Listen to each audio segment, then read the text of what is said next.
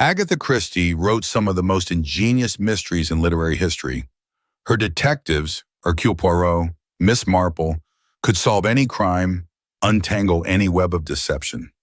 But in December 1926, the Queen of Crime found herself at the center of a mystery that even she couldn't explain. This is the story of 11 days that baffled a nation, launched the largest manhunt England had ever seen, and left behind questions that remain unanswered nearly a century later. Urgency. On the night of December 3rd, 1926, Agatha Christie kissed her daughter goodnight, walked down the stairs of her Berkshire home, and drove off into the winter darkness. She would not be seen again for 11 days. Her car was discovered the next morning, abandoned on a steep embankment near a chalky lake called the Silent Pool. The driver's door open, her fur coat draped across the seat, and her expired driver's license lying on the back seat like a calling card. There was no body, no note, no explanation. The world's most famous mystery writer had vanished without a trace, and England was about to become obsessed with the greatest real-life whodunit of the decade. To understand what happened that December night, we need to understand where Agatha Christie was in her life at that moment, because 1926 had been, without question, the worst year of her existence. At 36 years old, Agatha was at the height of her literary powers. She had published 6 novels, and her latest book, The Murder of Roger Ackroyd, had just become a sensation. Critics were calling it a masterpiece. The twist ending had readers and reviewers arguing in the pages of newspapers. She was famous, successful, and respected. On paper, her life looked perfect, but behind closed doors, everything was falling apart. In April 1926, Agatha's mother, Clarissa, the person she was closest to in the world, died suddenly. Agatha was devastated. She had rushed to her mother's home in Torquay to care for her, and the death hit her with crushing force. For months afterward, she remained at her mother's house, sorting through decades of possessions, memories, and grief. It was exhausting, isolating work, and she did most of it alone. Her husband, Colonel Archibald Christie, was barely present. Archie, as everyone called him, was a World War I flying ace turned businessman. Handsome, charming, and increasingly distant. He didn't like emotions, didn't like illness, and he especially didn't like his wife's grief. While Agatha mourned, Archie spent his weekends golfing, and he wasn't golfing alone. In August, Agatha finally returned to their home at Styles in Sunningdale, Berkshire, a house she had named after the setting of her first novel. She hoped that being home might help her marriage recover. Instead, Archie asked her for a divorce. He was in love with someone else. Her name was Nancy Neal, a young woman Agatha had actually met socially. Nancy was a friend of friends, part of the golf club set. The affair had been going on for months, perhaps longer, somber. Archie told his wife he wanted to spend the weekend with his mistress. Then he left. Agatha was shattered. She had lost her mother. Now she was losing her marriage. Friends later described her as being in a state of profound distress, not sleeping, not eating, existing in a fog of grief and shock.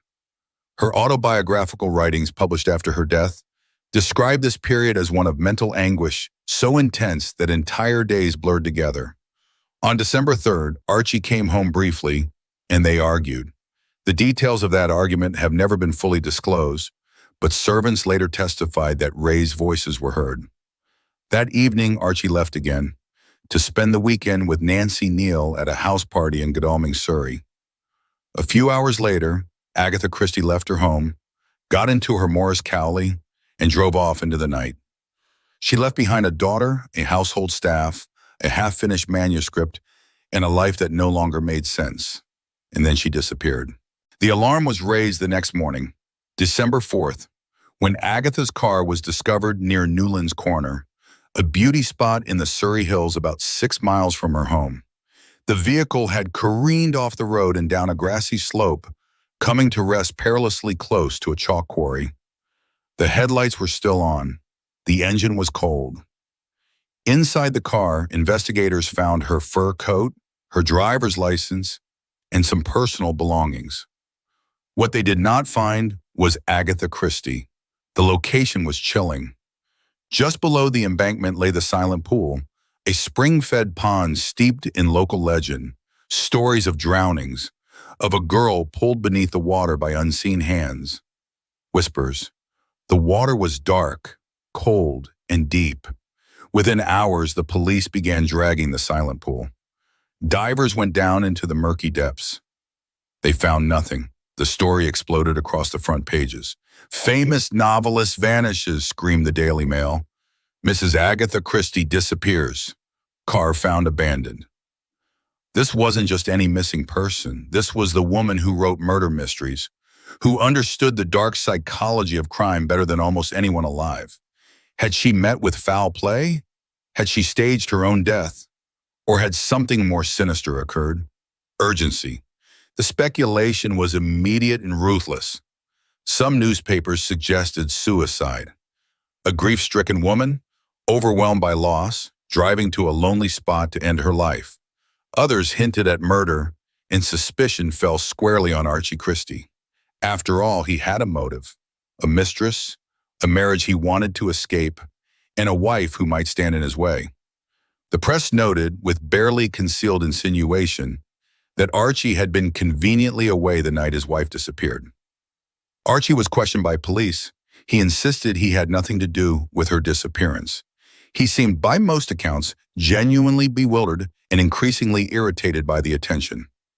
But the public wasn't convinced. In the court of public opinion, the husband is always the first suspect, and Archie Christie looked guilty. Meanwhile, the search intensified. The Surrey police called in reinforcements. Hundreds of officers combed the countryside. Bloodhounds were brought in to track her scent, but they lost the trail near the car. The Home Secretary, William Joynson Hicks, took a personal interest in the case. Airplanes, still a novelty in 1926, were deployed to search from the air, flying low over the Surrey Downs looking for any sign of a body. Volunteers poured in. Thousands of ordinary citizens joined the search, tramping through fields, forests, and farmland. It became the largest manhunt England had ever seen. The press estimated that over 15,000 people were involved at the peak of the search. Everyone wanted to be part of the story. Everyone wanted to find Agatha Christie. But days passed and there was no trace of her. No body, no sightings, no clues. Then, on December 7th, 4 days into the disappearance, something strange happened. A letter arrived at Agatha's home, postmarked from London. It was addressed to Archie's brother, and inside was a note from Agatha saying she was going to a spa in Yorkshire. The handwriting was hers, but the letter was confusing, vague, and raised more questions than it answered. Why Yorkshire? Why hadn't she contacted the police? Was this a genuine communication or something more calculated? The police were skeptical, but they couldn't ignore it. The search began to shift northward toward Yorkshire. Posters were distributed. Hotels and guest houses were contacted. The press followed, hungry for any development. And then, on December 14th, 11 days after she vanished, urgency, Agatha Christie was found. She was staying at the Hydropathic Hotel in Harrogate, a fashionable spa town in Yorkshire, more than 200 miles from where her car had been abandoned. She had checked in on December 4th, the day after her disappearance, using the name Teresa Neal. Neal, the surname of her husband's mistress. She had been hiding in plain sight. She had dined in the hotel restaurant, played billiards, read newspapers that featured her own disappearance on the front page, even placed an advertisement in the Times saying she was a relative of Teresa Neal from South Africa. Other guests later said she seemed perfectly normal, friendly, charming, and entirely at ease. A musician at the hotel recognized her from newspaper photographs and alerted the police. When Archie arrived to collect her, Agatha reportedly greeted him politely but distantly, as though he were a stranger. She showed no recognition of the chaos her disappearance had caused. She seemed confused about where she was and why everyone was making such a fuss. The nation exhaled and then immediately demanded answers. What had happened during those 11 days? Why had she disappeared? Why had she used her husband's mistress's name? Was this a breakdown, a hoax, or something else entirely? Agatha Christie herself offered no explanation, and she never would. In the immediate aftermath, two doctors examined Agatha and issued a statement. She was suffering from amnesia, brought on by a nervous breakdown. They claimed she had no memory of the 11 days, no recollection of driving to Harrogate, checking into the hotel, or living under an assumed name. The trauma of her mother's death and her husband's betrayal, they said, had caused a dissociative fugue state, a rare psychological condition in which a person loses their sense of identity and may travel or behave in ways completely out of character, with no memory of their actions afterward. To the medical establishment of the time, this explanation was plausible. Dissociative fugue was a recognized condition, often triggered by extreme stress or trauma. Agatha, they argued, had simply snapped under the weight of her grief, but the public wasn't buying it. The press, in particular, was skeptical, somber. Some newspapers accused her of staging an elaborate publicity stunt to boost book sales or embarrass her unfaithful husband. Others suggested it was a revenge plot, a way to make Archie look like a murderer in the eyes of the nation.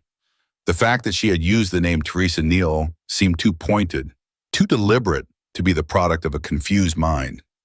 Critics pointed out that Agatha had managed to withdraw money, travel across the country, check into a hotel, and maintain a coherent identity for 11 days, none of which seemed consistent with total amnesia.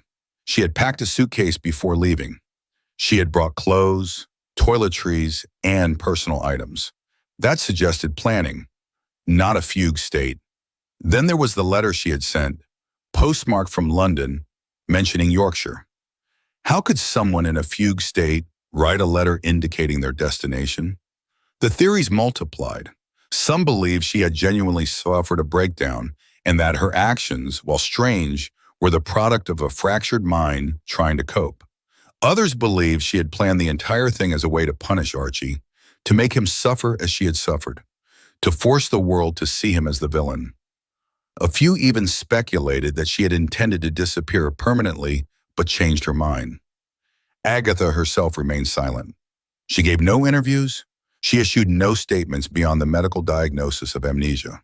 In her 1970 autobiography, written decades later, she devoted only a single sentence to the entire episode, saying that she had suffered a complete loss of memory and that discussing it was too painful. She never elaborated. She never explained. She took the truth of those 11 days to her grave. What we know for certain is this. Agatha Christie was in profound psychological distress in December 1926. She had lost her mother, her marriage was disintegrating, and she was, by all accounts, on the edge of collapse. Whether her disappearance was a conscious act of rebellion, a subconscious cry for help, or a genuine medical episode, we may never know. But the consequences were real. Her marriage to Archie ended in divorce in 1928. She rarely spoke to him again. The scandal followed her for years, and she became intensely private, guarding her personal life fiercely.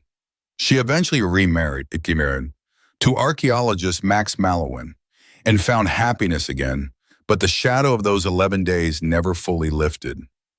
The case also revealed something uncomfortable about fame and public scrutiny. The press had treated her disappearance as entertainment, a real-life mystery to be solved and dissected. The intrusion into her private pain, the speculation about her mental state, the accusations of fraud, all of it left scars. Agatha became wary of journalists, wary of attention, wary of letting anyone see too deeply into her life. In a strange way, the disappearance became a kind of meta-narrative. Agatha Christie, the woman who built a career on constructing perfect mysteries, found herself trapped inside one. And just like her best novels, this mystery had clues, suspects, red herrings, and an ending that satisfied no one. The difference was that this time, there was no detective to solve it, no Poirot to gather everyone in the drawing room and reveal the truth. The author had written herself into a plot with no resolution. One theory, proposed by some psychologists and biographers, is that Agatha experienced what we might now call a dissociative identity episode. Not a calculated hoax, but not total amnesia either. Something in between. A state in which part of her mind knew what she was doing, while another part retreated into protective oblivion. She may have been acting out a kind of psychological escape, fleeing not just her home, but her entire identity, trying on a new self, Teresa Neal, to see if she could survive as someone else. The choice of name is telling. Teresa Neal, the surname of the woman who had stolen her husband. Was it a subconscious punishment? A way of inhabiting the life of her rival? Or was it, as some have suggested, a cry for help? A clue left behind for those who cared enough to notice? We'll never know. And perhaps that's fitting. Agatha Christie spent her life crafting mysteries, controlling every twist, every revelation. But in December 1926, she became the mystery. And for once, she couldn't control the narrative.